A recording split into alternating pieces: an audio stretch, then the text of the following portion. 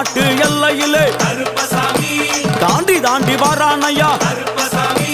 செங்கோட்டை கருப்பம் வரா தெங்காசி சுடல வரா ஆம்பூர் சுடல வரா சாத்துனூர் புதத்தான் வரா அங்காரமாய் வரானையா அவேசமாய் வராரையா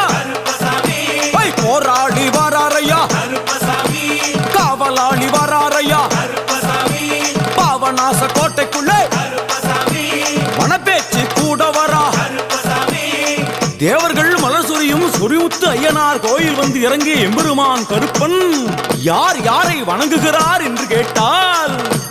என்னன்னா சட்டநாதா திருமகாலிங்க சாமியாரே தட்சிணாமூர்த்தி சாமி சங்கிலி பூத